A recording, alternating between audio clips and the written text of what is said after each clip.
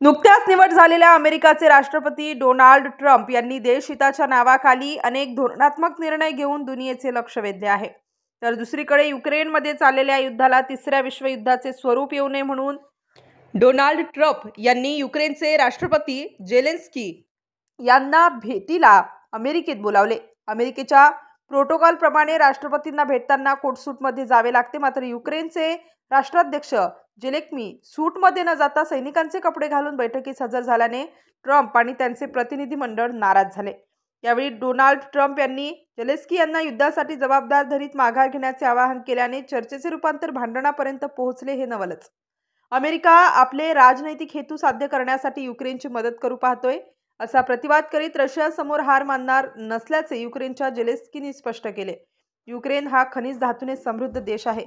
एकीकडे अमेरिका हत्यारांचा मोबदला, परंतु जेलेन्स्की यांनी बैठकीचे साफ निष्कर्ष काढले की अमेरिका या युद्धाला पूर्णविराम देऊन आणि युक्रेनला नाटो सदस्यत्व नाकारून स्वतःचा फायदा करू पाहतोय. आम्ही युद्ध थांबवणार नाही, यावर अमेरिकेचे उपराष्ट्रपती यांनी देखील जेलेन्स्कीच्या या हट्टापायी तिसरे विश्वयुद्ध लांब नाही असा दावा केला. बैठकीत झालेल्या खडाजंगीनंतर अमेरिकेचे राष्ट्राध्यक्ष डोनाल्ड ट्रम्प यांनी नाराज होऊन युक्रेनच्या राष्ट्रपतींना बैठकीतून निघून जाण्यास सांगितले.